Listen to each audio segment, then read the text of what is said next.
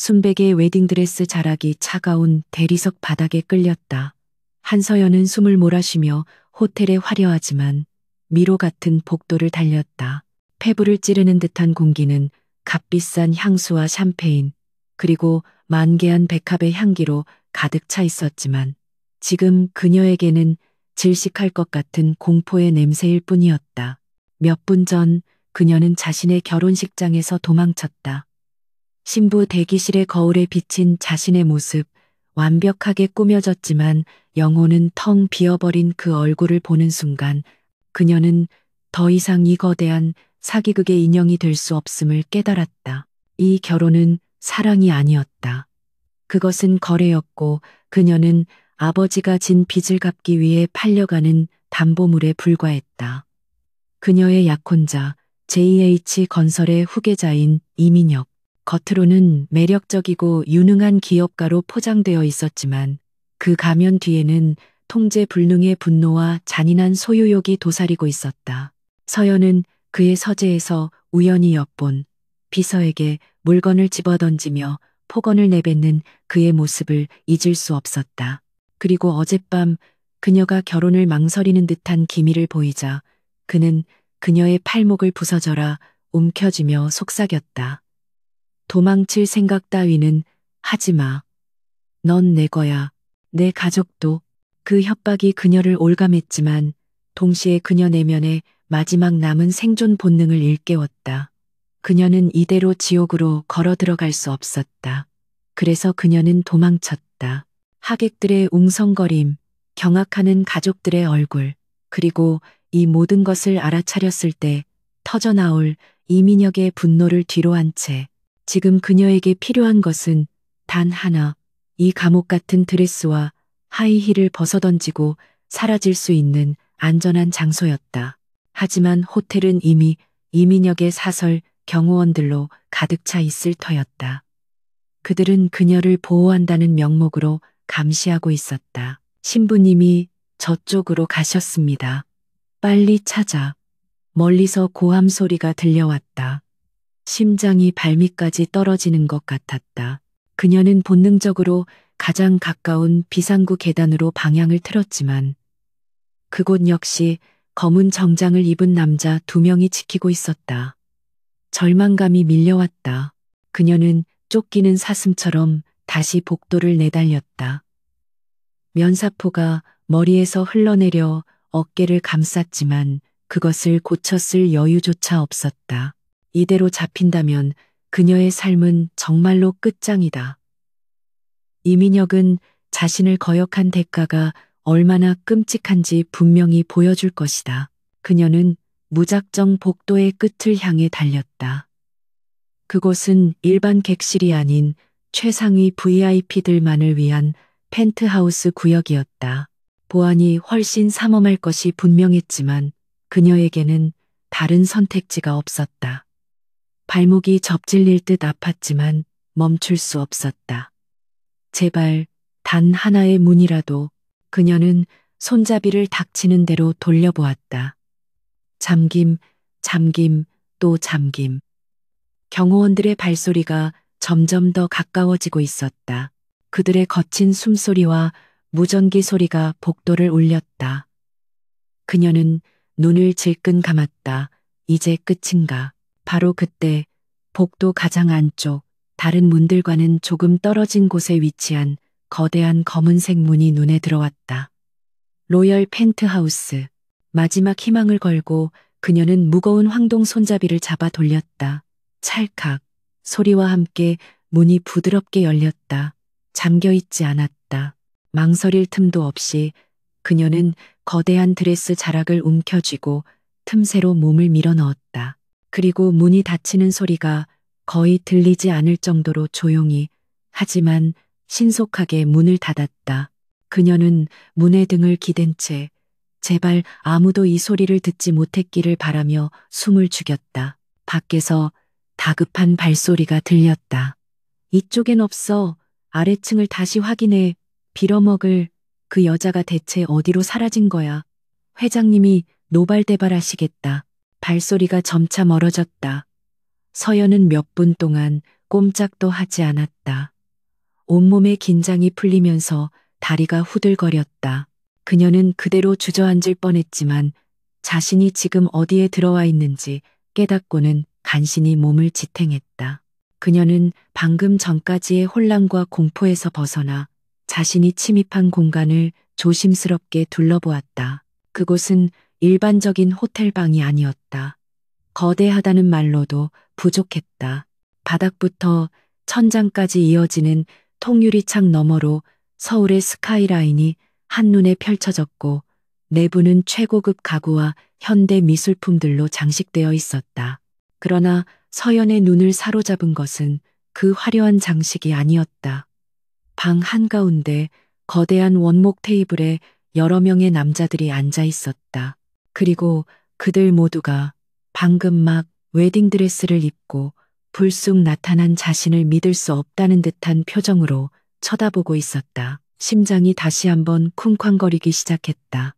그녀는 최악의 상황을 피하려다 또 다른 최악의 상황에 발을 들인 것일지도 몰랐다. 남자들은 모두 값비싼 맞춤, 정장을 입고 있었고 테이블 위에는 복잡한 서류와 노트북들이 널려 있었다. 중요한 회의가 진행 중이었던 것이 분명했다. 어색하고 무거운 침묵이 흘렀다. 그녀는 자신이 마치 다른 세계에서 뚝 떨어진 이물질처럼 느껴졌다. 지금 당장이라도 무릎을 꿇고 사과해야 할 것 같았다. 죄송합니다. 저는. 그러니까 그녀의 목소리가 제대로 나오지 않았다. 공포와 탈진으로 목이 꽉 메어 있었다. 그녀는 지금 자신이 얼마나 비참하고 우스꽝스러운 모습일지 상상할 수 있었다. 그때 테이블 상석에 앉아 있던 한 남자가 천천히 고개를 들었다. 그는 지금까지 단 한순간도 그녀에게서 눈을 떼지 않고 있었다. 다른 이들이 당황하거나 놀란 기색을 보인 것과는 달리 그의 눈에는 그 어떤 감정도 담겨 있지 않았다. 그는 강지욱이었다. 유진그룹의 총수, 언론 노출을 극도로 꺼려 재계에서도 그림자 회장이라 불리는 남자. 서연은 경제 잡지에서 그의 사진을 몇 번 본 적이 있었지만 실물은 그보다 훨씬 더 압도적이었다. 날카로운 턱선과 깊고 차가운 눈매, 완벽하게 재단된 다크 그레이 슈트는 그의 냉철한 성격을 그대로 보여주는 듯했다. 그는 마치 얼음 조각상처럼 미동도 없이 그녀를 응시했다. 그 시선은 날카로운 칼날 같아서 그녀의 변명이나 눈물을 단번에 꿰뚫어 볼 것만 같았다. 강지욱의 시선이 그녀의 머리부터 발끝까지 흐트러진 머리, 겁에 질린 눈동자, 그리고 바닥에 끌리는 더러워진 드레스 자락을 천천히 훑었다. 그의 입술이 미세하게 움직였다. 그가 무슨 말을 하려던 찰나 방금 그녀가 닫고 들어온 문이 다시 거칠게 열렸다. 여기 있었군. 이민혁의 경호원 중 하나였다. 그는 서연을 발견하고는 의기양양하게 소리치며 그녀에게 다가오려 했다. 서연은 본능적으로 뒷걸음질 쳤다. 하지만 경호원이 그녀에게 닿기도 전 낮은 목소리가 방 안의 공기를 갈랐다. 내 허락 없이 들어온 건 당신인데. 강지욱이 경호원을 향해 말한 것이 아니었다. 그는 여전히 서연을 바라보고 있었다. 하지만 그 목소리에 담긴 위압감은 실로 엄청났다. 경호원은 그제야 자신이 누구의 방에 함부로 발을 들였는지 깨달은 듯 얼굴이 하얗게 질렸다. 그는 강지욱과 테이블에 앉은 다른 임원들을 보며 당황해서 말을 더듬었다. 죄송합니다. 저는 저희 약혼녀를 찾으러. 강지욱은 천천히 일어섰다. 그는 경호원에게 시선을 돌리지도 않은 채 테이블 위에 인터폰 버튼을 눌렀다. 보안팀. 내 방에 허락 없이 침입한 자가 있다. 당장 끌어내. 그의 목소리는 얼음장처럼 차가웠다. 경호원은 사색이 되어 변명하려 했지만 강지욱은 손짓 하나로 그의 말을 막았다. 그리고 그가 드디어 경호원을 바라보았다. 그 눈빛은 상대를 얼어붙게 만들었다. 당신 주인에게 전해 유진 그룹의 영역을 침범한 대가가 무엇인지 곧 알게 될 거라고. 몇 초도 되지 않아 호텔 보안팀이 들이닥쳤고 이민혁의 경호원은 저항 한 번 제대로 못하고 끌려나갔다. 방 안에는 다시 침묵이 찾아왔다. 하지만 이번에는 아까와는 다른 종류의 긴장감이 감돌았다. 강지욱은 함께 있던 임원들에게 손짓했다. 오늘은 이만하지. 추후에 다시 연락하겠다. 임원들은 마치 훈련받은 군인들처럼 신속하게 서류를 챙겨 자리에서 일어나 묵례를 하고 방을 나갔다. 그들 중 누구도 감히 서연에게 눈길 한번 주지 않았다. 이제 거대한 펜트하우스에는 강지욱과 한서연 단둘만이 남았다. 서연은 여전히 문가에 서서 어찌할 바를 몰랐다. 방금 전의 일은 너무나 비현실적이었다. 이 남자는 그녀를 구해준 것일까? 아니면 그녀 역시 곧 쫓겨나게 될까?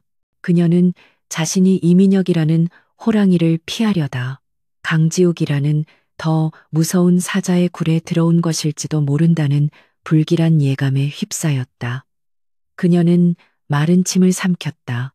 강지욱은 테이블을 돌아 그녀에게 천천히 다가왔다. 그의 구둣발 소리가 대리석 바닥에 규칙적으로 울렸다. 그는 그녀의 몇 걸음 앞에서 멈춰섰다. 가까이서 본 그는 훨씬 더 위압적이었다.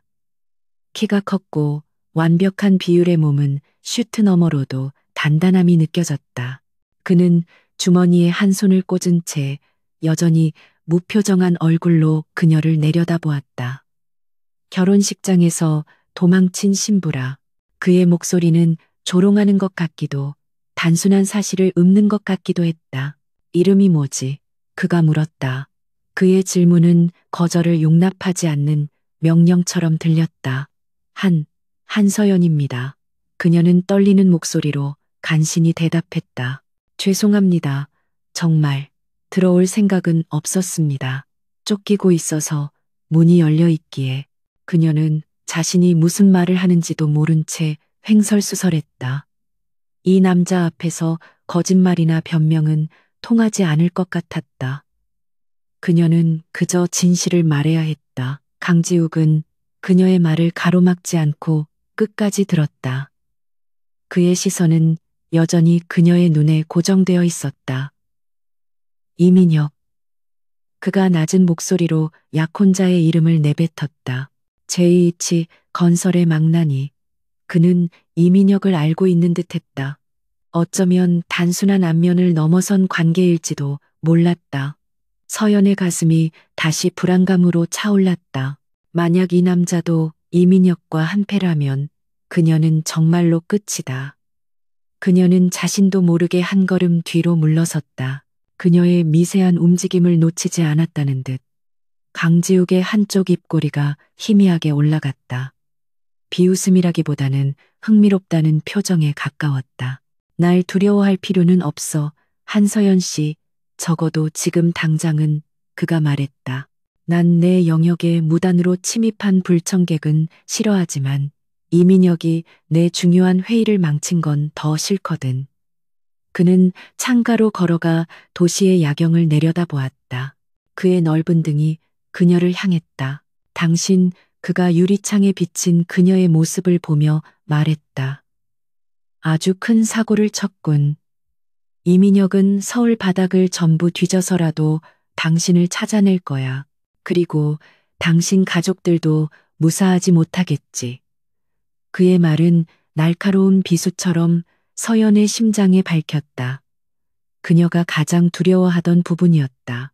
자신 하나 도망치자고 가족들까지 위험에 빠뜨릴 수는 없었다. 그녀의 눈에 절망의 눈물이 고이기 시작했다. 그녀는 이 거대한 도시에서 혼자였다. 하지만 저는 돌아갈 수 없어요. 그녀는 거의 속삭이듯 말했다. 드레스 자락을 움켜쥔 손이 하얗게 질려 있었다. 그 사람에게 돌아가는 이 차라리 죽는 게 나아요. 그녀의 목소리에는 단순한 공포를 넘어선 결연한 의지가 담겨 있었다. 그녀는 이민혁의 폭력성을 알고 있었고 그와 함께하는 삶이 어떤 지옥일지 분명히 알고 있었다. 그녀는 더 이상 눈물을 보이지 않으려 애썼다. 이 차가운 남자 앞에서 약한 모습을 보이는 것은 아무런 도움이 되지 않을 터였다. 강지욱은 천천히 돌아섰다. 그는 그녀의 겁에 질렸지만 동시에 강인한 눈빛을 마주 보았다. 그는 수많은 사람들을 만나왔지만 이런 상황에서 이런 눈빛을 하는 여자는 처음 보았다. 대부분은 울고불고 매달리거나 아니면 상황 파악도 못하고 어리석은 요구를 하곤 했다. 하지만 그녀는 달랐다.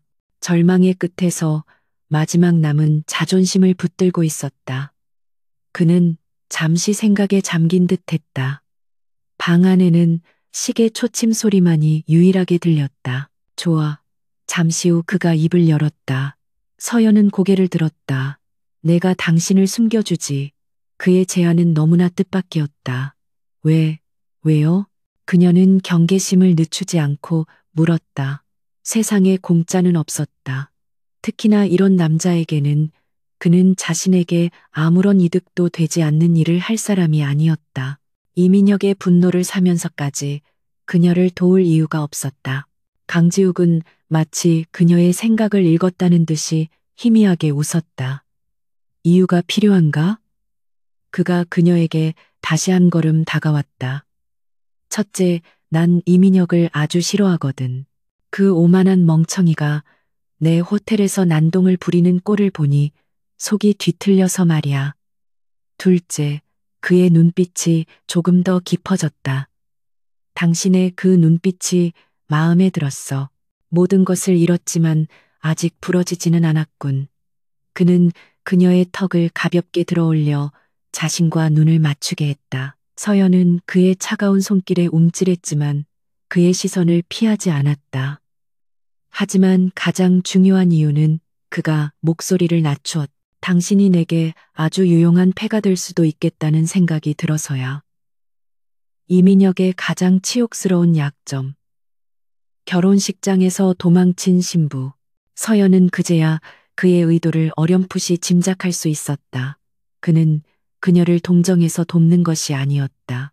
그는 그녀를 이민혁과의 전쟁에서 사용할 무기로 보고 있었다. 내가 뭘 하면 되죠? 그녀는 물었다. 그녀에게는 선택의 여지가 없었다. 이곳을 나가는 순간 그녀는 이민혁의 소나기에 잡힐 것이다. 차라리 이 예측 불가능한 남자의 손을 잡는 것이 나았다. 적어도 그는 이민혁처럼 그녀를 물건 취급하며 폭력을 휘두를 것 같지는 않았다. 그는 철저히 계산적이고 이성적인 사람이었다. 그것이 오히려 그녀에게는 더 안전하게 느껴졌다. 강지욱은 만족스러운 미소를 지었다. 현명하군. 그는 손을 거두고 뒤로 물러섰다. 일단은 여기 있어. 내 허락 없이는 이 방에서 한 발짝도 나갈 수 없어. 이민혁이 당신을 찾는 동안 당신은 내 손님이야.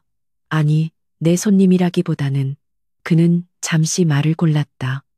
내 비밀 병기라고 해두지. 그는 인터폰을 다시 눌러 비서를 불렀다. 김 비서, 당장 입을 만한 옷과 응급처치 키트를 가져와. 그리고 이 방의 보안 등급을 최상으로 올려. 아무도 접근하지 못하게 해. 서연은 그가 지시하는 모습을 멍하니 바라보았다. 몇 시간 전만 해도 그녀는 화려한 결혼식의 주인공이었지만 지금은 호화로운 펜트하우스에 갇힌 신세가 되었다. 하지만 이상하게도 그녀는 처음으로 자신이 안전하다고 느꼈다. 이민혁의 관계로부터 그리고 자신을 옥죄던 모든 것들로부터 벗어난 기분이었다. 비록 새로운 감옥에 갇힌 것일지라도 적어도 이곳의 주인은 그녀에게 폭력을 휘두르지는 않을 것이다. 그녀는 긴장이 풀리면서 바닥에 주저앉았다. 웨딩드레스가 그녀 주위로 하얀 파도처럼 펼쳐졌다. 그녀의 첫 번째 도피는 이렇게 막을 내렸다. 김 비서가 도착한 것은 그로부터 10분도 채 지나지 않아서였다. 그는 강지욱의 그림자처럼 감정을 드러내지 않는 얼굴로 방 안에 들어섰다. 그의 손에는 커다란 쇼핑백과 구급 상자가 들려 있었다. 그는 바닥에 주저앉아 있는 한서연을 흘낏 보았지만 그 시선은 1초 이상 머무르지 않았다. 마치 처음부터 그 자리에 없었던 가구를 보는 듯한 무심함이었다. 완벽한 전문가의 태도였다. 회장님, 요청하신 물품입니다. 그리고 호텔 총지배인이 로비에서 대기 중입니다. JH건설의 이민혁 이사가 심각한 소란을 피우고 있다고 합니다. 김 비서의 보고는 간결하고 정확했다. 그는 서연이 듣는 것을 전혀 개의치 않았다.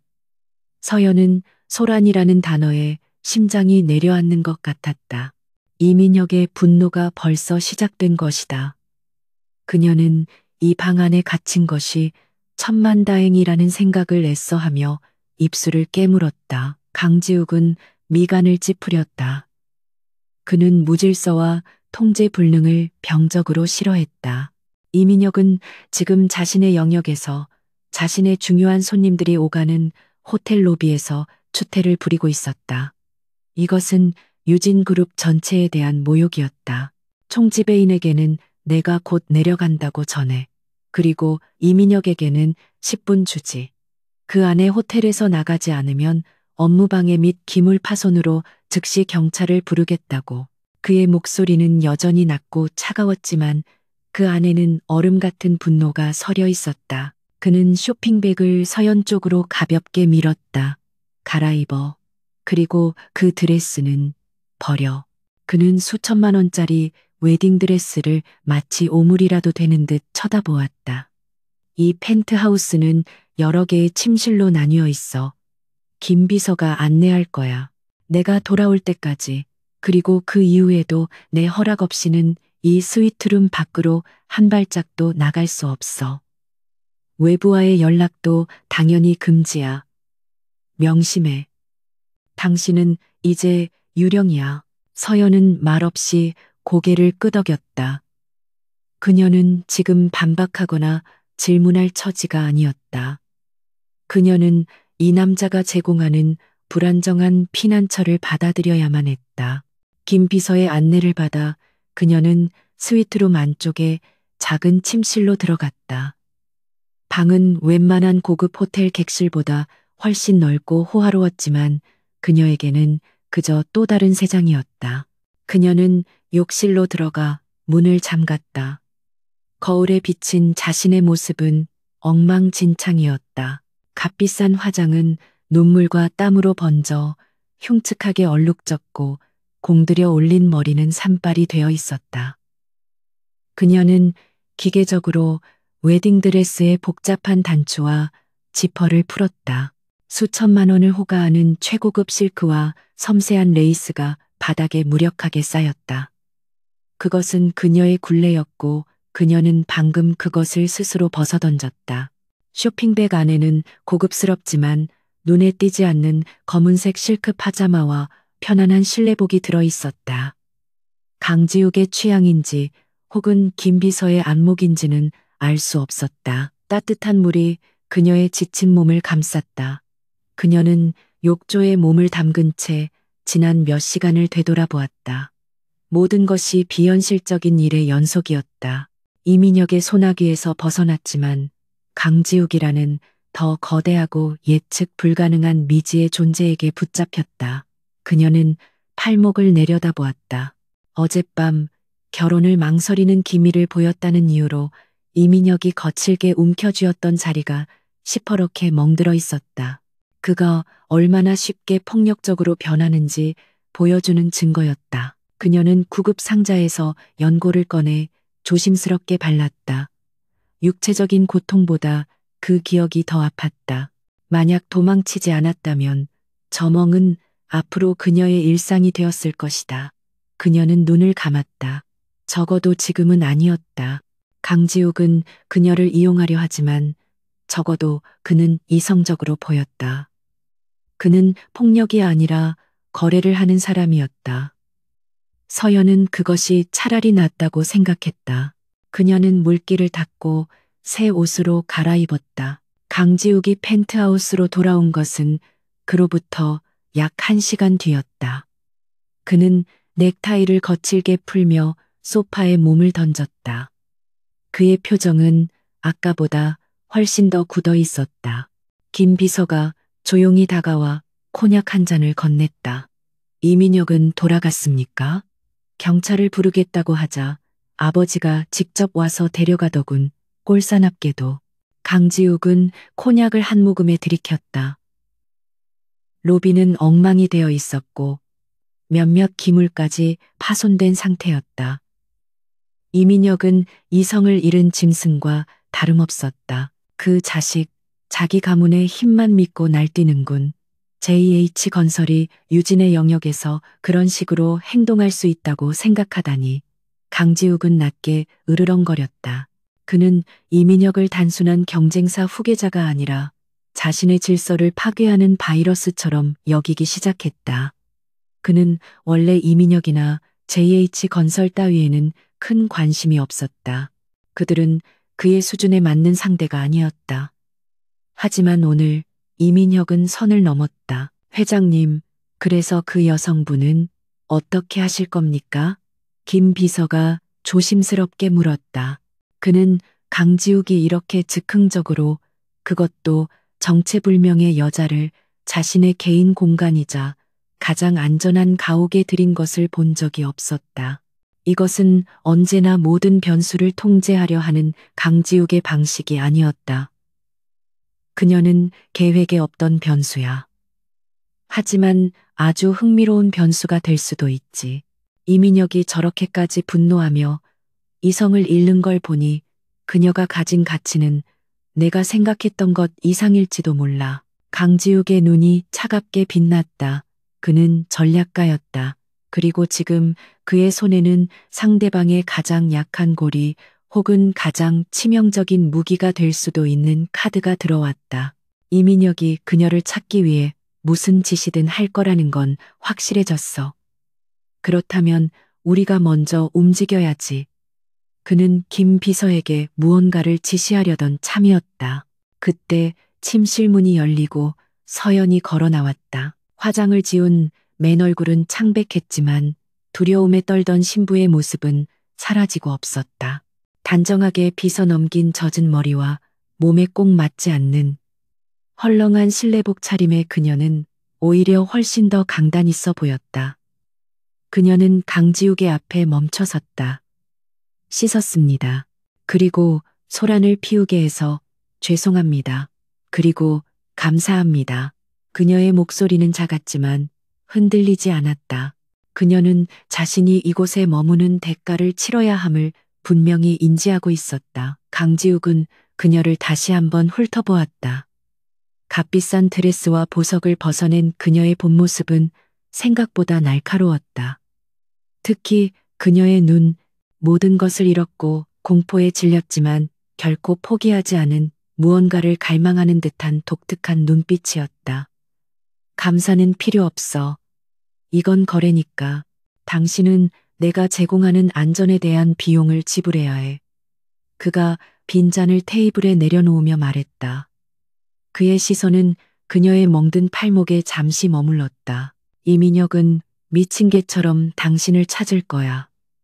온 서울을, 아니 한국 전역을 뒤지겠지. JH건설의 정보망과 자금력이 총동원될 테니까. 하지만 이 방은 달라. 그는 자리에서 일어나 창가로 걸어갔다.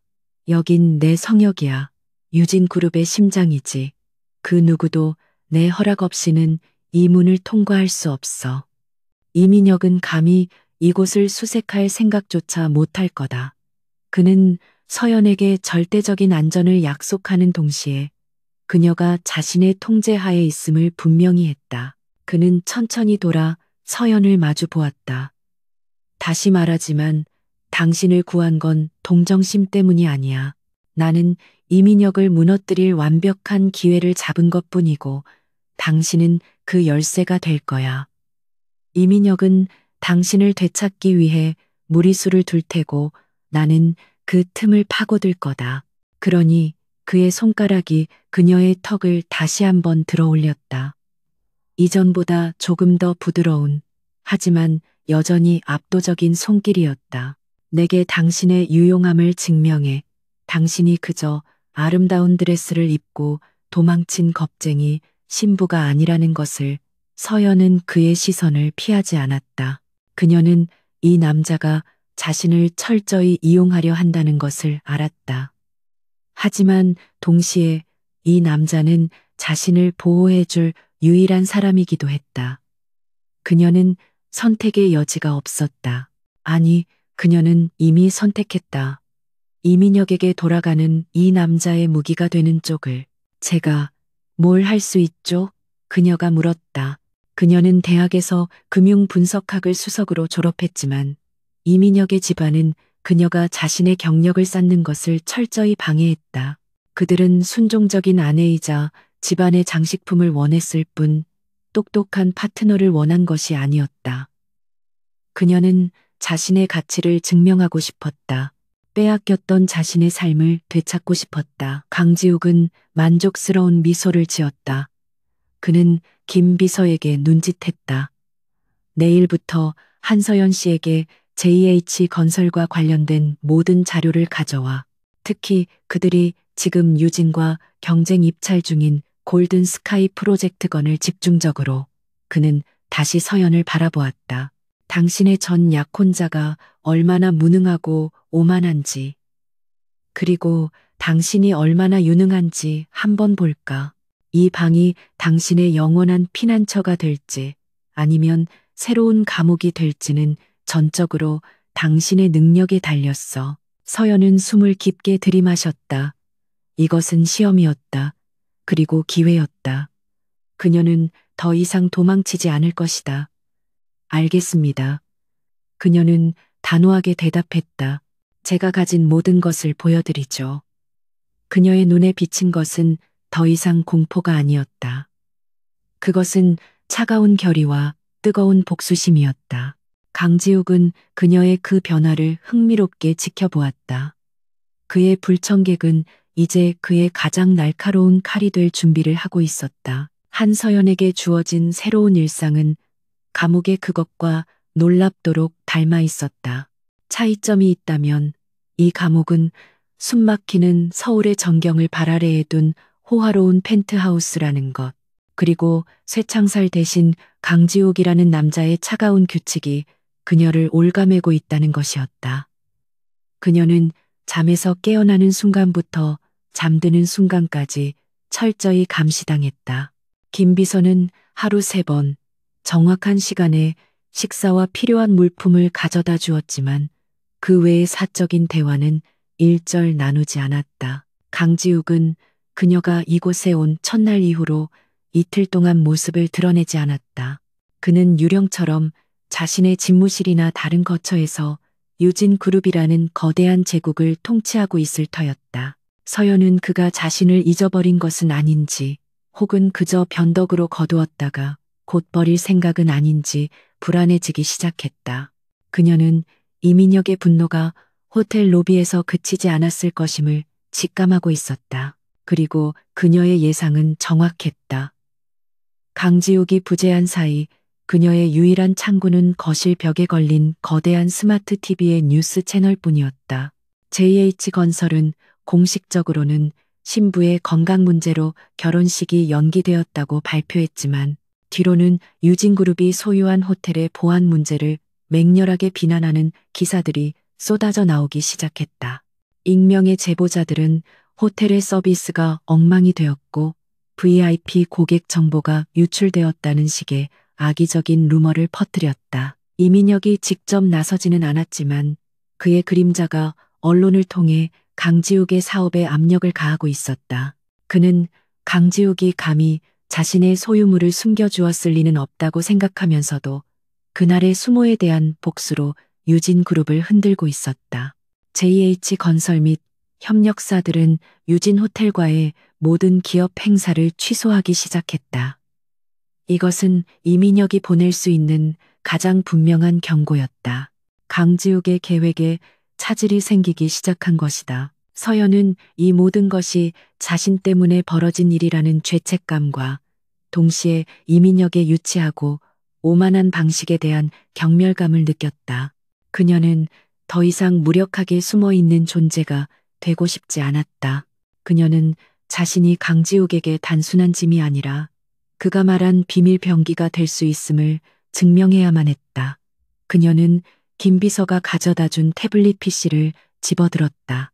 그 안에는 강지욱이 지시한 골든 스카이 프로젝트의 방대한 자료가 들어 있었다. 그녀는 미친 듯이 자료에 몰두했다. 골든 스카이 프로젝트는 서울 외곽의 노른자위 땅에 복합 상업단지와 최고급 주거시설을 짓는 수조 원이 걸린 거대한 사업이었다. 유진그룹과 JH건설이 이 입찰을 두고 마지막까지 치열하게 경쟁 중이었다.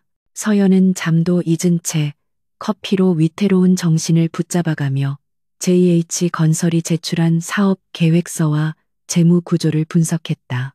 그녀는 본래 숫자에 강했다. 금융 분석학은 그녀가 유일하게 사랑하고 몰두했던 분야였다.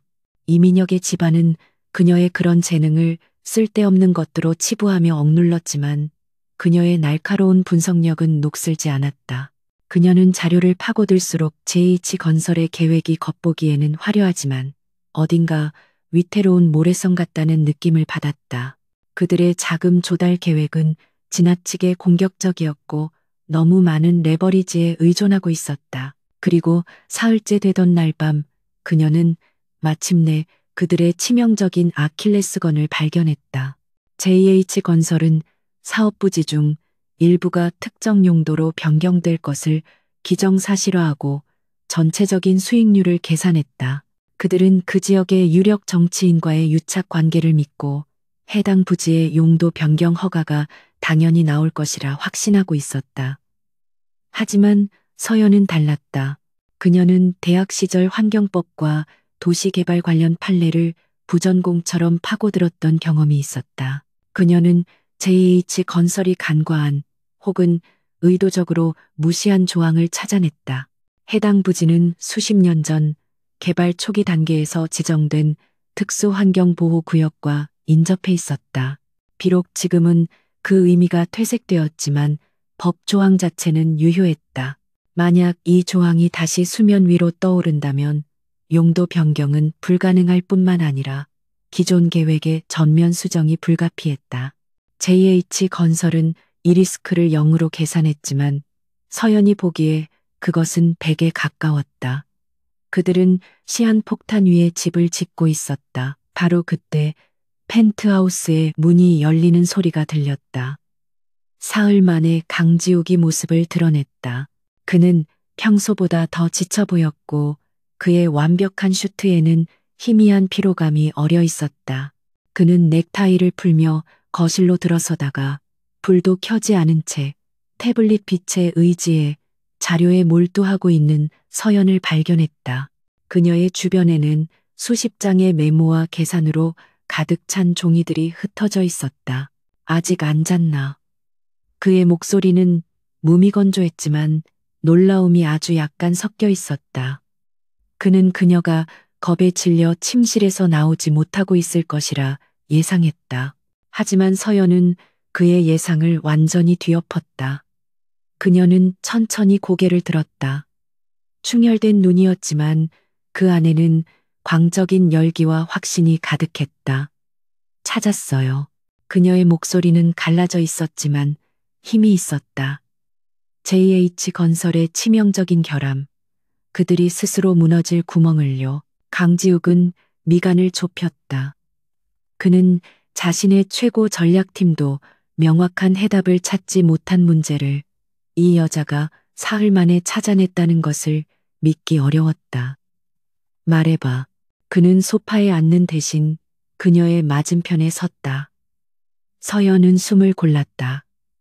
지금이 그녀의 가치를 증명할 유일한 기회였다.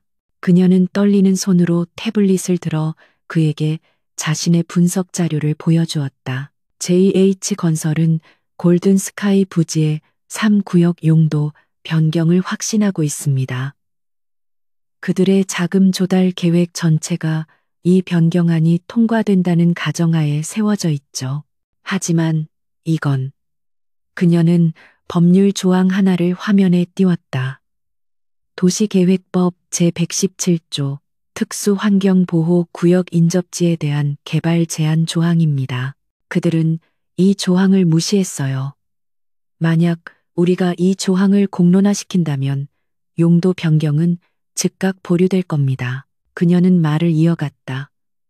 그렇게 되면 JH건설은 입찰을 따낸다 해도 약속한 자금을 제때 투입할 수 없게 됩니다. 그들은 이 사업을 위해 과도한 대출을 일으켰어요. 현금 흐름이 막히는 순간 그들은 부도 위기에 몰릴 겁니다. 이민혁이 아무리 날뛰어도 그룹 전체의 유동성 위기 앞에서는 속수무책일 거예요. 그녀의 분석은 차갑고 정확했으며 무자비했다. 그녀는 단순히 결함을 찾은 것이 아니라 그 결함을 이용해 상대를 파괴할 전략까지 제시했다. 강지욱은 서연을 지켜보았다. 그의 무표정한 얼굴에 처음으로 감탄과도 같은 희미한 표정이 스쳤다. 그의 전략팀은 이 리스크를 가능성으로 분류했지만 확실한 무기로 만들지는 못했다. 그들은 법 조항의 미묘한 함의까지는 파고들지 못했던 것이다. 하지만 이 여자는 이민혁의 가장 가까이에 있었던 이 여자는 그들의 오만함과 허점을 정확히 꿰뚫어 보았다. 그녀는 그저 똑똑한 게 아니었다. 그녀는 이민혁이라는 적을 누구보다 잘 알고 있었다. 대단하군. 강지욱이 낮게 말했다. 그것은 그가 할 수 있는 최고의 찬사였다. 그는 자신의 서재로 걸어가 서류 한 장을 들고 나왔다. 그리고 그것을 서연 앞에 테이블에 내려놓았다. 이건 뭐죠? 서연이 물었다. 계약서야. 그의 목과 소리가 방 안에 울렸다. 단순한 피난처 제공에 대한 계약이 아니야. 이건 거래지. 그는 소파에 깊숙이 몸을 묻었다. 난 당신의 과거로부터 당신을 완벽하게 보호해주지. 이민혁뿐만 아니라 당신의 가족 문제까지도 필요한 모든 법적, 물리적 지원을 제공할 거야. 그의 시선이 서연을 붙들었다. 그 대가로 당신은 내 사람이 되는 거야. 한서연이라는 이름은 버려. 오늘부터 당신은 유진그룹 총수 직속 특수전략분석팀 고스트의 일원이야. 당신의 임무는 단 하나, JH 건설을 무너뜨리는 것, 그리고 이민혁을 내 발 아래 꿇게 만드는 것. 서연은 계약서를 바라보았다. 이것은 노예 계약이나 다름없을 수도 있었다. 그녀는 강지욱이라는 더 거대한 존재에게 완전히 귀속되는 것이었다. 하지만 그녀는 망설이지 않았다. 그녀는 펜을 집어들었다. 그녀는 더 이상 이민혁의 장식품도 아버지의 빚을 갚는 담보물도 아니었다. 제 이름은 한서연입니다. 그녀가 펜을 쥔 채 강지욱을 똑바로 바라보았다. 저는 제 이름을 버리지 않겠습니다. 제 이름으로 그들에게 복수할 겁니다. 그녀의 눈빛은 흔들림이 없었다. 강지욱은 잠시 그녀를 응시하다가 이내 입꼬리를 끌어올려 웃었다. 그것은 차가운 조소가 아닌 진정한 흥미로움의 표현이었다. 좋아, 한서연, 원하는 대로 하지. 그는 그녀의 결정을 존중했다. 그럼 계약서에 서명해. 유진그룹에 온 걸 환영한다. 한서연 분석관. 서연은 망설임 없이 계약서 하단에 자신의 이름을 적었다.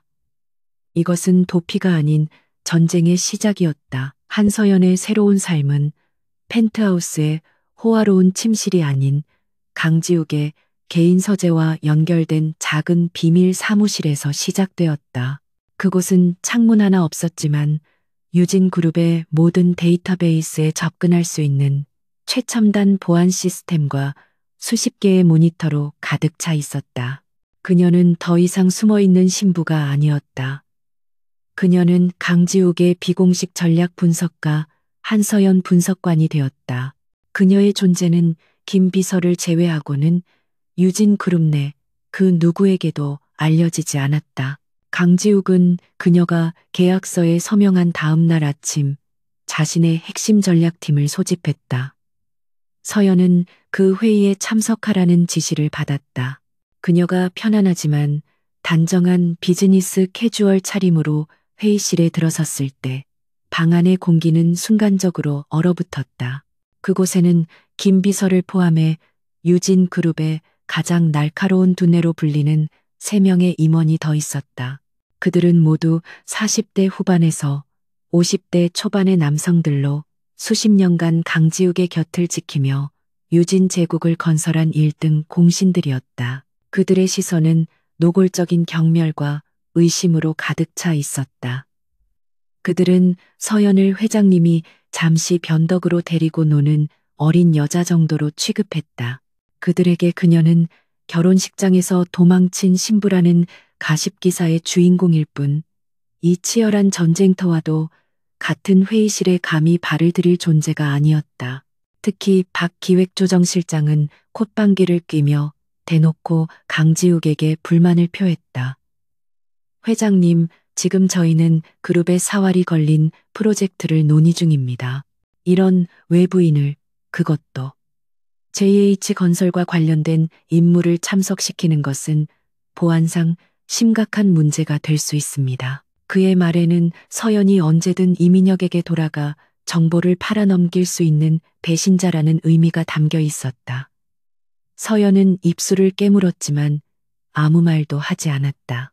그녀는 이곳에서 자신의 말이 아닌 결과로 증명해야 함을 알고 있었다. 강지욱은 서류에서 눈을 떼지 않은 채 얼음장 같은 목소리로 말했다. 한서연 분석관은 오늘부터 골든 스카이 프로젝트의 선임 전략가다.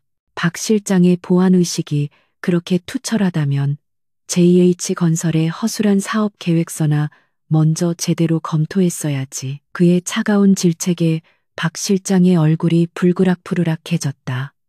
강지욱은 서연에게 고갯짓했다. 시작해.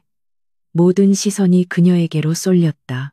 의심, 경멸, 그리고 약간의 호기심. 서연은 숨을 깊게 들이마셨다. 그녀는 지난 밤새 강지욱과 함께 세운 전략을 발표하기 위해 메인 스크린 앞으로 걸어나갔다.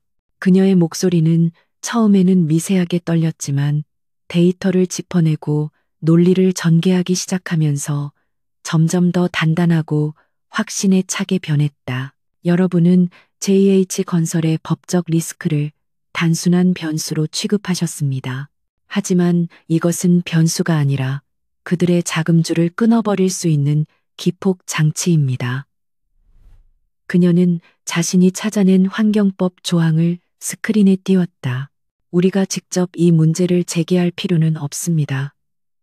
그건 너무 노골적이고 JH건설에게 반격의 빌미만 주게 될 겁니다.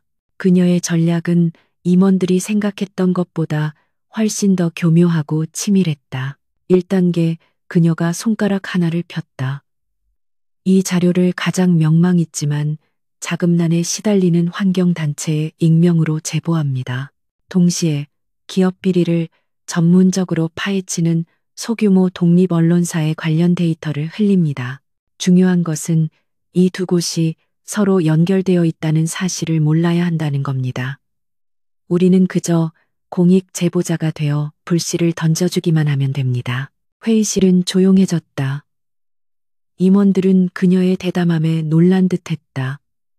2단계, 그녀가 말을 이었다.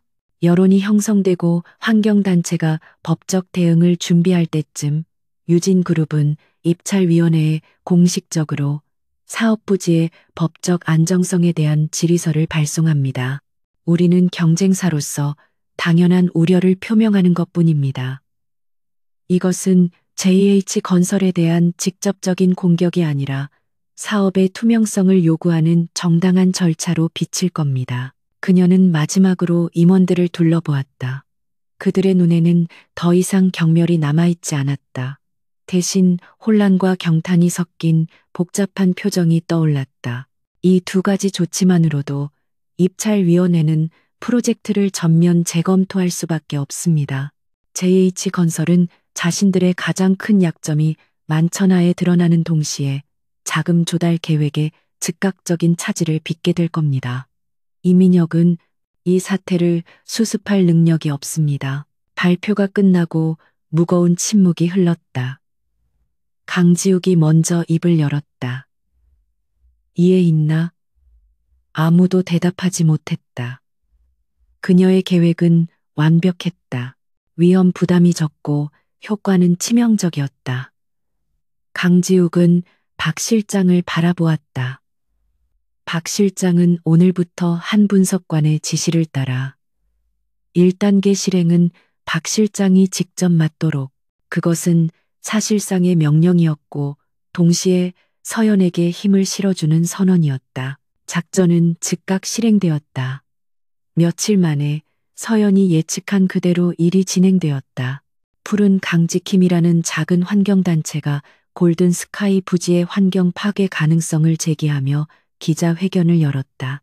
처음에는 작은 기사로 다루어졌지만 독립 언론 더 코어가 JH건설의 사업 계획서에 숨겨진 법적 맹점을 심층 보도하면서 사태는 걷잡을 수 없이 커졌다.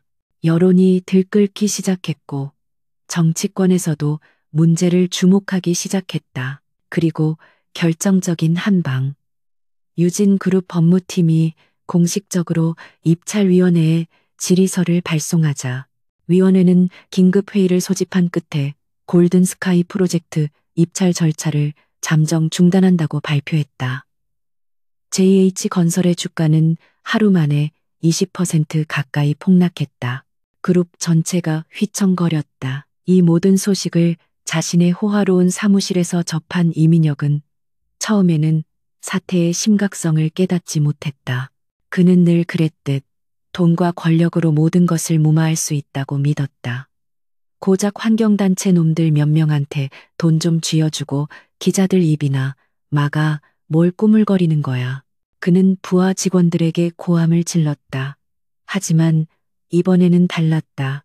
여론은 걷잡을 수 없었고 유진 그룹까지 공식적으로 문제를 제기하자 그의 아버지와 이사회 임원들이 그를 압박하기 시작했다. 그는 미치기 일보 직전이었다. 결혼식장에서 신부를 놓친 것도 모자라 그룹의 사활이 걸린 프로젝트까지 망칠 위기에 처했다. 그는 밤새 관련 자료들을 닥치는 대로 검토했다. 도대체 누가 어떻게 자신들의 완벽한 계획을 알아차렸단 말인가. 그들이 무시했던 그 낡아빠진 법 조항. 그것을 정확히 짚어낸 공격의 예리함. 이것은 우연이 아니었다. 그때 그의 머릿속에 한 사람의 얼굴이 스쳐 지나갔다. 늘 자신의 그늘에 가려 조용히 책만 읽던 자신이 쓸모없다고 무시했던 여자. 금융 분석과 법률 조항에 이상할 정도로 집착하던 한서연. 그녀의 충혈된 눈, 그녀가 밤새 서재에서 무언가를 읽고 있던 모습, 그리고 그날 아침 유진그룹의 회의실에서 들려왔던 강지욱의 경멸 어린 한마디. 박 실장은 오늘부터 한 분석관의 지시를 따라 그가 호텔에 심어둔 정보원이 뒤늦게 보고한 내용이었다. 한, 서, 연, 이민혁은 이를 갈았다. 모든 조각이 맞춰졌다. 감히 자신을 배신하고 도망친 것도 모자라 이제는 적의 품에 안겨 자신의 뒤통수를 친 것이다. 그녀는 강지욱의 무기가 되어 돌아왔다. 강지욱, 한서연, 그는 분노에 차 책상 위에 모든 것을 쓸어버렸다. 그는 처음으로 실패라는 것을 맛보았다. 그리고 그 실패의 중심에 자신이 그토록 경멸했던 한서연이 있다는 사실에 참을 수 없는 모멸감을 느꼈다. 그는 그녀를 반드시 되찾아와야 했다. 그리고 그녀가 감히 자신을 배신한 대가를 뼈저리게 느끼게 해주어야 했다. 같은 시각 서연은 자신의 사무실에서 골든스카이 프로젝트 중단 속보를 덤덤하게 지켜보고 있었다. 그녀의 마음속에는 기쁨이나 환희 대신 차가운 얼음 같은 만족감이 자리 잡았다. 이것은 복수의 시작일 뿐이었다. 그때 사무실 문이 열리고 강지욱이 들어왔다. 그의 손에는 위스키가 담긴 잔이 들려 있었다. 첫 번째 일치고는 아주 훌륭했어. 한 분석관. 그가 잔을 들어 가볍게 축배를 제안했다. 서연은 자리에서 일어났다. 그녀는 더 이상 누구의 보호를 받는 도망자가 아니었다. 그녀는 자신의 능력으로 자신의 자리를 증명해냈다. 이건 시작일 뿐입니다, 회장님. 그녀의 목소리는 차분했지만 그 안에는 강철 같은 의지가 담겨 있었다. 강지욱은 만족스러운 미소를 지었다. 그의 가장 위험한 불청객은 이제 그의 가장 강력한 무기가 되었다. 골든 스카이 프로젝트의 좌초는 JH 건설의 단순한 재정적 타격을 넘어선 굴욕을 안겼다. 이민혁은 아버지인 이 회장에게 불려가 평생 들어본 적 없는 질책을 받아야 했다. 그의 오만함은 산산조각 났고 그 자리는 맹렬한 분노와 편집증적인 집착으로 채워졌다. 그는 자신이 모든 것을 통제할 수 있다고 믿었지만 고작 여자 하나에게, 자신이 장난감처럼 여기던 한서연에게 뒤통수를 맞았다. 그 사실이 그를 미치게 만들었다. 그는 더 이상 이성적으로 행동하지 않았다.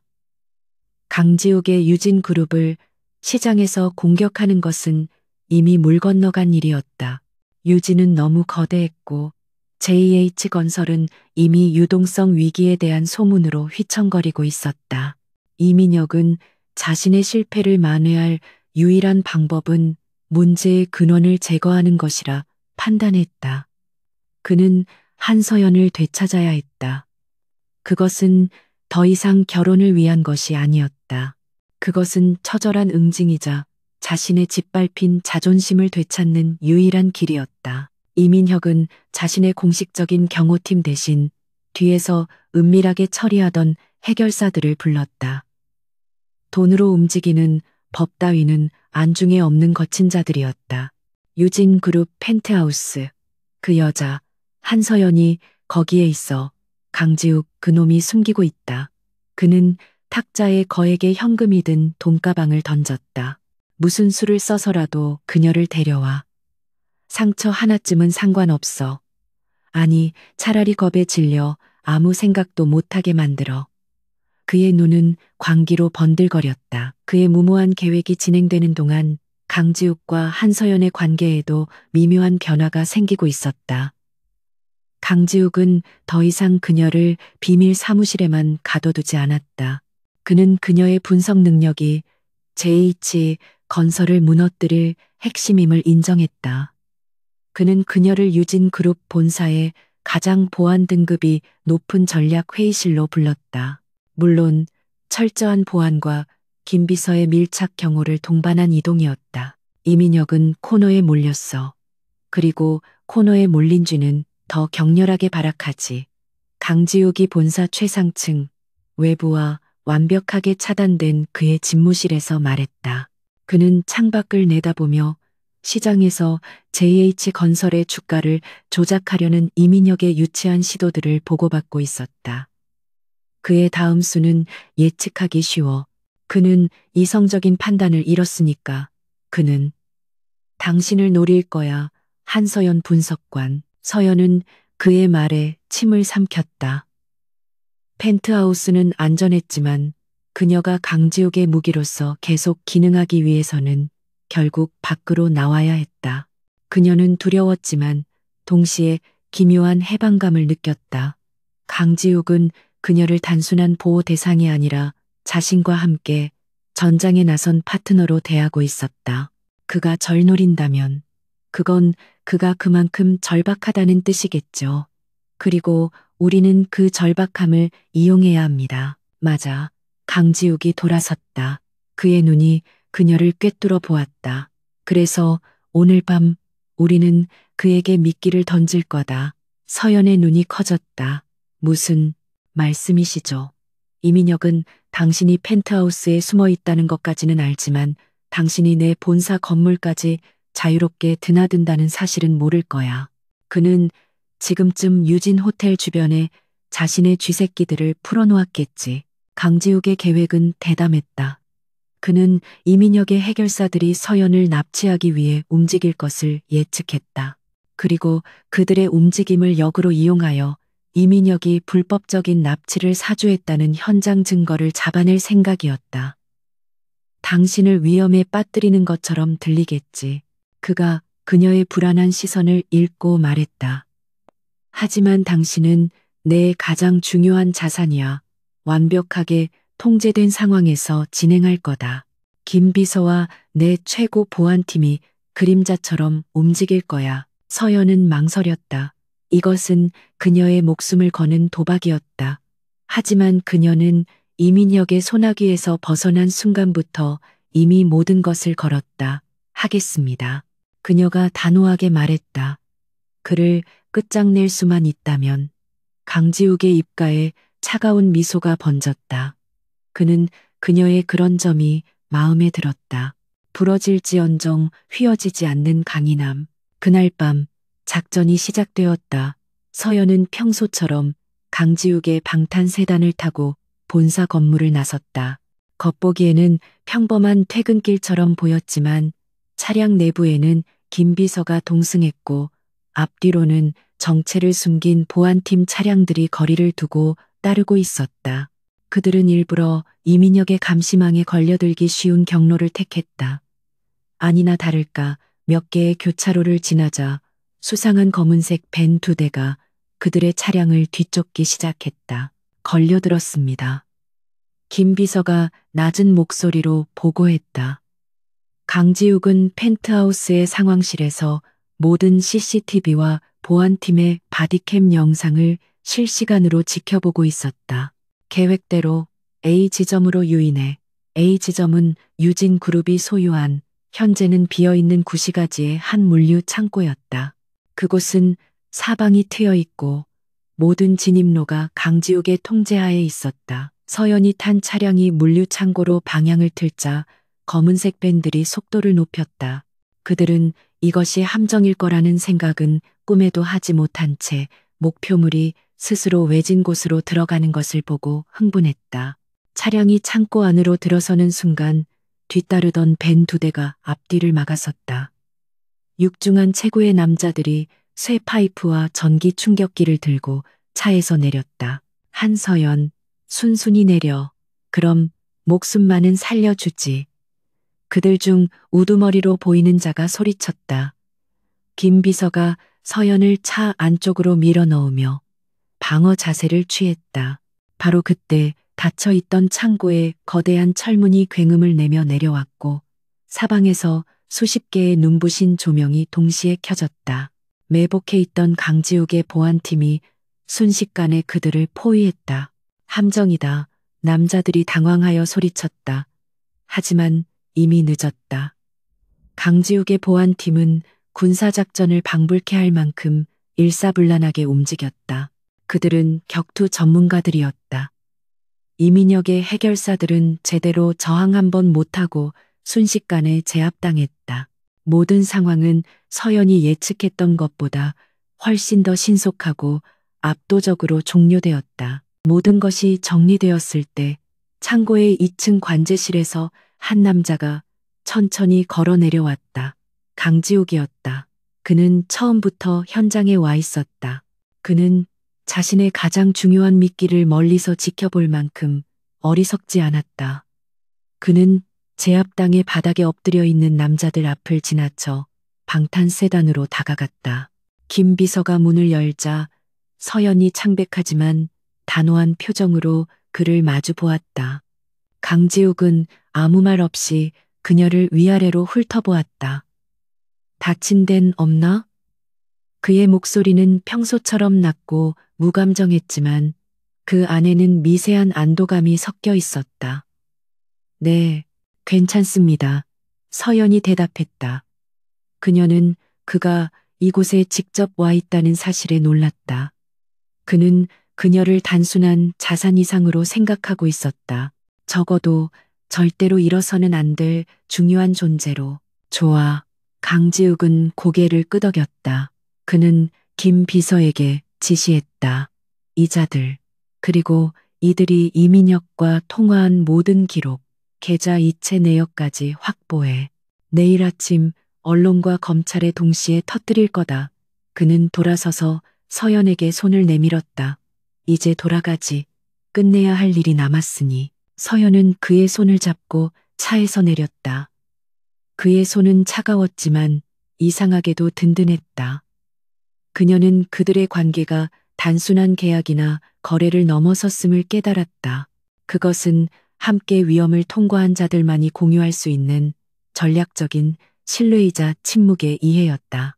그들 사이를 가로막고 있던 보이지 않는 얼음벽이 오늘 밤의 위험한 불꽃 속에서 조금씩 녹아내리고 있었다. 유진그룹의 연례 주주 총회장은 국내외 언론과 투자자들로 발 디딜 틈이 없었다. 공기 중에는 수천억 원의 자본이 움직이는 특유의 긴장감과 기대감이 감돌았다. 강지욱은 단상 중앙, 의장석에 미동도 없이 앉아 있었다. 그의 차가운 시선은 정면의 보고서에 고정되어 있었지만 그의 감각은 회의장 구석구석을 훑고 있었다. 그는 오늘이 단순한 연례보고 자리가 아님을 알고 있었다.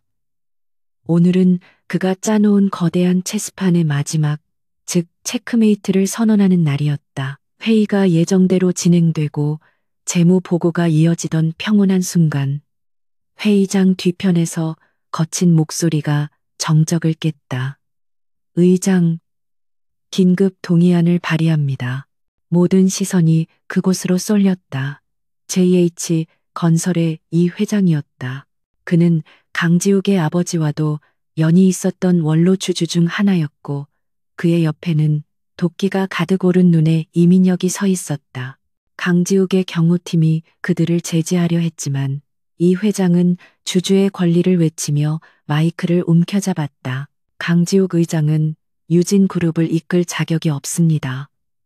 이 회장의 고함이 회의장을 울렸다. 장내가 순식간에 술렁이기 시작했다. 기자들의 카메라 플래시가 미친 듯이 터졌다. 그는 그룹의 막대한 자원을 사적으로 유용하고 심지어 도덕적으로 심각한 결함이 있는 인물을 개인 펜트하우스에 숨겨두고 있습니다. 이 모든 것이 그룹의 명예를 실추시키고 주주 가치를 훼손하고 있습니다. 이 회장은 강지욱이 감히 자신의 며느리가 될 여자를 감금하고 있다고 비난했다. 이민혁이 마이크를 이어받았다. 그의 얼굴은 분노와 승리감으로 기괴하게 일그러져 있었다.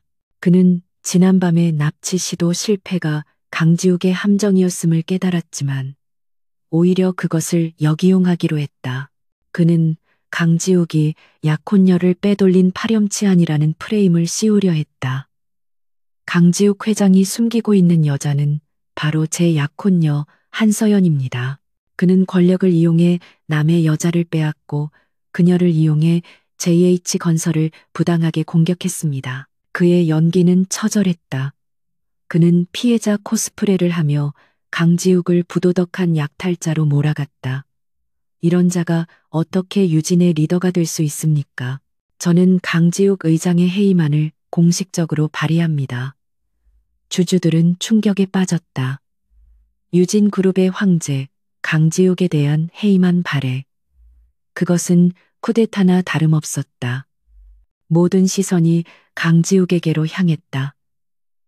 그가 이 스캔들을 어떻게 방어할 것인지 혹은 이대로 무너질 것인지 강지욱은 여전히 표정 변화가 없었다. 그는 천천히 단상의 마이크를 조절했다. 회의장은 그의 숨소리 하나 놓치지 않으려는 듯 고요해졌다. 이 회장님의 우려는 잘 들었습니다. JH건설의 현 상황이 얼마나 절박한지 여실히 느껴지는군요. 그의 차가운 목소리는 조롱처럼 들렸다. 도덕적 결함이라 좋습니다. 마침 이 자리에 JH건설의 법적 안정성과 도덕성에 대해 가장 잘 아는 전문가를 모셨습니다. 강지욱이 고개를 돌려 회의장 측면의 문을 바라보았다. 들어오시죠, 한서연 분석관. 문이 열리고 한서연이 걸어 나왔다. 그녀는 더 이상 도망치던 신부의 모습이 아니었다. 날카로운 검은색 정장, 단정하게 묶은 머리, 그 어떤 감정도 드러내지 않는 얼음 같은 표정. 그녀는 수백 명의 시선을 당당하게 받으며 단상을 향해 걸어갔다. 그녀의 구두 소리가 대리석 바닥에 또렷하게 울렸다. 이민혁의 얼굴에서 핏기가 가시는 것이 보였다. 그는 서연이 이런 공식적인 자리에, 그것도 분석관이라는 직함을 달고 나타날 것이라고는 상상도 못했다. 그는 그녀가 강지욱의 펜트하우스에 감금된 채 두려움에 떨고 있을 것이라 확신했다. 하지만 그의 앞에 선 여자는 그가 알던 유순하고 겁 많던 한서연이 아니었다. 그녀는 완벽하게 그를 압도하는 낯선 존재가 되어 있었다. 그녀는 강지욱의 옆자리에 섰다. 안녕하십니까. 유진그룹 총수 직속 리스크 분석팀장 한서연입니다. 그녀의 목소리는 마이크를 타고 회의장 전체에 명확하게 울려 퍼졌다. 그녀는 이민혁을 똑바로 바라보았다. 그 시선에는 경멸이나 분노가 아닌 오직 차가운 사실만이 담겨 있었다. 저는 오늘 이민혁 이사가 제기한 부당한 공격이 아니라 JH건설이 어떻게 스스로 붕괴하고 있는지를 데이터로 증명해 보이겠습니다. 또한 제가 왜 그에게서 도망쳤는지도 말씀드리죠. 그녀는 메인 스크린에 골든 스카이 프로젝트의 사업 계획서를 띄웠다. 그녀의 프레젠테이션은 군더더기 없이 날카로웠다.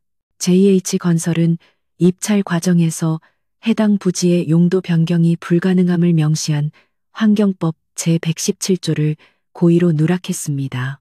이것은 단순한 실수가 아닌 수조 원대 사업권을 따내기 위한 명백한 사기입니다.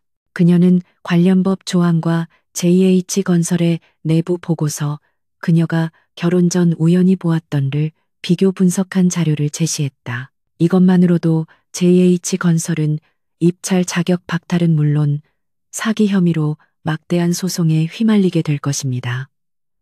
이것이 제가 부당하게 공격한 내용의 실체입니다. 저는 유진그룹의 분석관으로서 경쟁사의 불법적인 행위를 바로잡고자 했을 뿐입니다. 장내의 주주들이 웅성거리기 시작했다. 이민혁의 얼굴은 이미 하얗게 질려 있었다. 거짓말이야. 저 여자가 조작한 거야. 그가 소리쳤지만 서연의 다음 슬라이드에 묻히고 말았다. 두 번째, 자금 세탁 혐의입니다.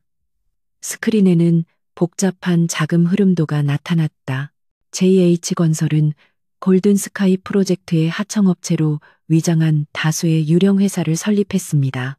이민혁 이사는 이 회사들을 통해 최소 500억 원 이상의 비자금을 조성하고 불법적인 로비 자금으로 사용했습니다. 그녀가 제시한 증거는 명백한 계좌 이체 내역과 차명 계좌의 소유주 정보였다. 이것은 그녀가 강지욱의 팀과 함께 밤을 새워 파헤친 결과였다. 이 회장의 얼굴이 잿빛으로 변했다. 이것은 그룹의 존폐가 걸린 문제였다. 단순한 스캔들이 아니라 조직적인 범죄였다. 그리고 마지막으로 서연은 잠시 숨을 골랐다. 그녀는 이민혁을 바라보았다. 이민혁 이사가 말한 저의 납치에 대한 진실입니다. 제가 왜 제 결혼식에서 도망쳐야만 했는지, 그리고 왜 강지욱 회장님의 보호를 받아야만 했는지에 대한 증거입니다. 스크린의 영상이 재생되었다. 그것은 서연이 몰래 녹음했던 음성 파일과 지난밤 물류 창고에서 벌어진 모든 일을 담은 고화질 영상이었다. 넌 내 거야. 내 가족도. 결혼 전날 밤 그녀의 팔목을 부러뜨릴 듯 움켜쥐고 속삭이던 이민혁의 목소리가 울려 퍼졌다. 그리고 곧이어 상처 하나쯤은 상관없어. 차라리 겁에 질려 아무 생각도 못하게 만들어. 그가 해결사들에게 납치를 지시하는 목소리까지. 모든 것이 끝났다. 영상이 끝나자 회의장은 얼어붙은 듯 조용해졌다. 기자들은 이 역사적인 순간을 담기 위해 미친 듯이 카메라 셔터를 눌러댔다. 스토킹, 협박, 폭행, 그리고 특수납치 교사, 이민혁의 민낯이 만천하에 드러났다. 이민혁은 더 이상 소리치지도 변명하지도 못했다. 그는 멍하니 스크린을 바라보다가 옆자리에 아버지를 보았다. 이 회장은 가슴을 움켜쥐고 그대로 의자에서 쓰러졌다. 아버지, 이민혁이 비명을 질렀지만 때는 늦었다. 의료팀이 달려와 이 회장을 실어 나가는 동안 회의장의 뒷문이 열리고 검찰 수사관들이 들이닥쳤다. 이민혁 씨, 특수 납치 교사 및 횡령, 배임 혐의로 긴급 체포합니다. 강지욱이 미리 준비해둔 마지막 카드였다. 그는 이민혁이 주주총회장에서 난동을 부리는 순간 이 모든 증거를 검찰에 넘겼던 것이다. 이민혁은 짐승처럼 발버둥 쳤지만 차가운 수갑이 그의 손목에 채워졌다. 그는 끌려가면서도 서연에게서 눈을 떼지 못했다. 그 눈에는 분노가 아닌 모든 것을 잃은 자의 파멸과 공허함만이 담겨 있었다. 그는 자신이 경멸하고 무시했던 여자에 의해 가장 화려한 무대 위에서 가장 비참한 방식으로 추락했다. 한서연은 단상 위에서 그 모든 광경을 덤덤하게 지켜보았다. 그녀를 옥죄던 과거가 그녀의 손으로 완벽하게 끝장나는 순간이었다. 그녀는 더 이상 도망친 신부가 아니었다. 그녀는 자신의 능력으로 스스로를 구원한 전략가였다. 강지욱은 자리에서 일어나 수백 명의 주주와 언론 앞에서 자신의 가장 강력한 무기이자 파트너가 된 그녀를 향해 조용히 손을 내밀었다. 그것은 승리를 축하하는 파트너를 향한 인정의 악수였다. 서연은 그의 손을 망설임 없이 맞잡았다. 주주총회장은 이민혁이 수사관들에게 끌려나가고 이 회장이 응급실로 실려나간 뒤에도 한동안 혼란의 도가니였다. 수백 개의 카메라 플래시가 단상 위에 굳건히 서 있는 강지욱과 한서연을 향해 쉴 새 없이 터져나왔다. 그들은 이 역사적인 쿠데타의 실패와 한 재벌 가문의 몰락, 그리고 베일에 쌓여있던 한 여성 분석가의 화려한 등장을 동시에 목격했다. 강지욱은 소란스러운 장내를 향해 손을 들어 정숙을 요청했다. 그의 존재감은 여전히 회의장을 압도했다. 이것으로 오늘 의사 일정을 모두 마칩니다. 그의 낮고 차가운 목소리가 마이크를 통해 울렸다. 보시다시피 유진그룹은 그 어떤 불법이나 부패도 용납하지 않습니다. 한서연 분석관의 정확한 데이터가 그것을 증명했습니다. 회의를 종료합니다. 그가 선언하는 순간 기자들이 댐이 무너진 것처럼 단상으로 몰려들었다. 회장님, 한서연 씨와는 어떤 관계입니까? 한 분석관님, JH건설의 비리를 언제부터 알고 계셨습니까? 이 모든 것이 JH건설을 무너뜨리기 위한 계획이었습니까? 질문이 폭포수처럼 쏟아졌다. 서연은 자신도 모르게 한 걸음 물러설 뻔했지만 강지욱이 그녀의 앞을 미세하게 가로막았다. 그는 그녀를 카메라로부터 보호하는 동시에 그녀가 겁먹은 피해자가 아님을 분명히 했다. 더 이상의 질문은 받지 않겠습니다. 모든 것은 법적 절차에 따라 투명하게 공개될 것입니다. 그는 김 비서에게 눈짓했다. 김 비서와 보안팀이 즉시 그들 주위에 인간 방패를 만들었고 두 사람은 쏟아지는 스포트라이트를 뒤로 한 채 비상 통로를 통해 회의장을 빠져나왔다. 그날 오후 대한민국은 발칵 뒤집혔다. 뉴스는 온종일 JH건설의 붕괴 소식으로 도배되었다. 강지욱이 검찰에 넘긴 증거 이민혁의 납치, 교사, 음성 파일, 불법 비자금 내역, 사기 입찰 증거는 너무나도 명백했다. 이민혁은 그 자리에서 구속 수감되었고 JH건설은 창사 이래 최대의 위기를 맞았다. 주가는 회복 불가능한 수준으로 폭락했고 모든 금융권이 자금 회수에 들어갔다. 며칠 후 JH건설은 최종 부도 처리를 맞았다. 한때 재계의 총아로 불리며 오만하게 군림했던 이민혁의 제국은 그렇게 허무하게 무너져 내렸다. 그의 아버지 이 회장은 충격에서 겨우 회복했지만 이미 모든 것을 잃은 뒤였다. 그들은 자신들이 그토록 경멸하고 무시했던 순진한 인형이라고 생각했던 한서연이라는 단 하나의 변수에 의해 파멸했다. 시간이 흘렀다. 그 격동에 주주총회가 있은 지 석 달 후, 한서연은 더 이상 강지욱의 펜트하우스에 머무르지 않았다. 그녀는 유진그룹 본사 40층, 회장실 바로 아래층에 자신만의 독립된 사무실을 갖게 되었다. 리스크 분석팀은 이제 총수 직속의 핵심 부서로 격상되었고, 그녀는 그 팀을 이끄는 정식 팀장이 되었다. 그녀의 이름 앞에는 더 이상 도망친 신부라는 수식어가 붙지 않았다. 언론은 그녀를 데이터의 마녀, 유진의 가장 날카로운 창이라 불렀다. 그녀의 사무실은 통유리로 되어 있어 서울의 전경이 한눈에 내려다 보였다. 하지만 그녀는 더 이상 그 풍경을 보며 두려워하지 않았다. 그녀는 이제 저 도시의 일부였고 당당한 구성원이었다.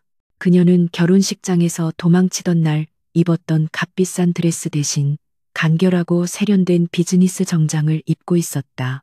그녀의 눈빛은 차분했지만 그 누구도 함부로 대할 수 없는 깊이와 권위가 서려 있었다. 팀장님, 골든스카이 프로젝트 인수 관련 최종 보고서입니다.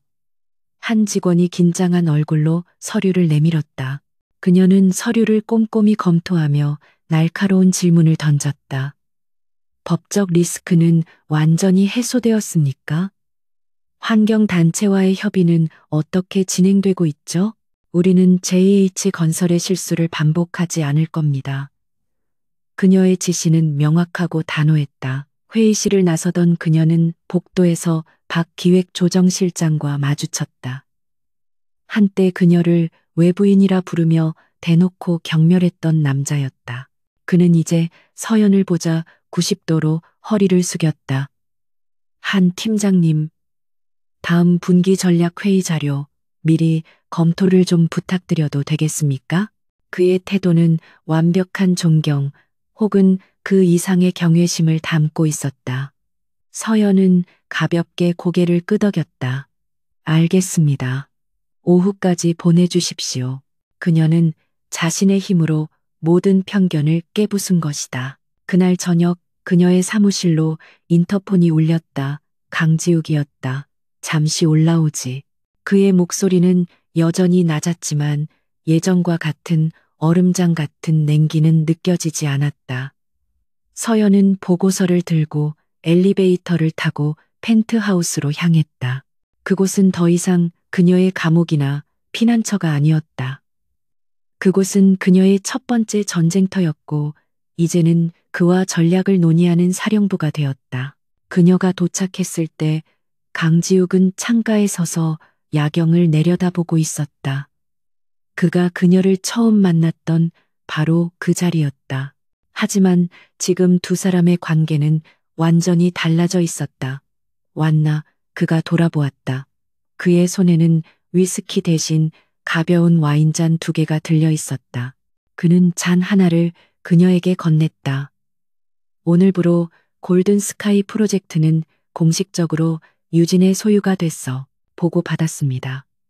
서연이 잔을 받으며 대답했다. 우리가 인수한 것은 부지가 아니라 JH건설이 망가뜨린 신뢰입니다. 복구하는데 시간이 걸릴 겁니다. 그녀의 대답은 여전히 분석관다웠다. 강지욱은 희미하게 웃었다. 그 웃음은 이제 더 이상 조소나 흥미가 아닌 따뜻한 인정의 표시였다. 당신 덕분이야. 그가 조용히 말했다. 당신이 아니었다면 유진은 여전히 저런 부패한 경쟁자들과 소모적인 싸움을 계속하고 있었겠지. 당신은 나에게 새로운 시각을 줬어. 그는 그녀의 눈을 똑바로 바라보았다. 그 차갑던 눈에 이제는 감출 수 없는 신뢰와 어쩌면 그 이상의 감정이 담겨 있었다. 회장님은 제게 기회를 주셨습니다. 서연이 대답했다.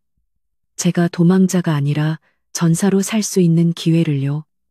저는 제 가치를 증명하고 싶었을 뿐입니다. 그녀는 자신을 구해준 이 남자에게 진심 어린 감사를 느꼈다.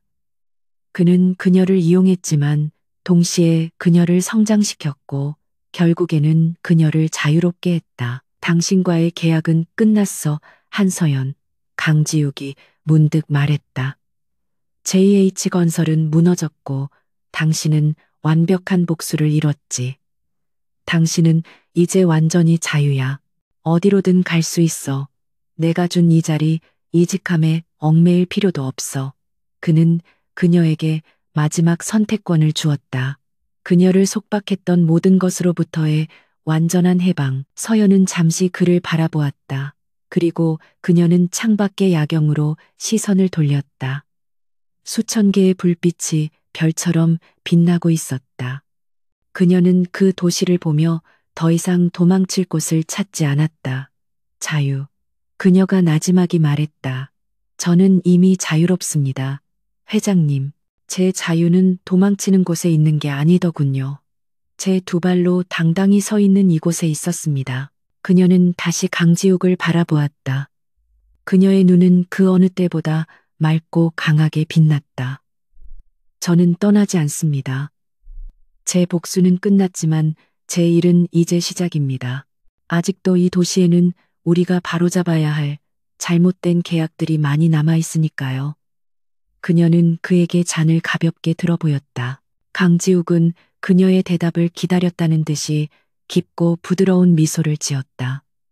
그것은 그가 좀처럼 내보이지 않는 진심 어린 미소였다. 그럼 앞으로도 잘 부탁하지, 한 팀장. 그가 말했다.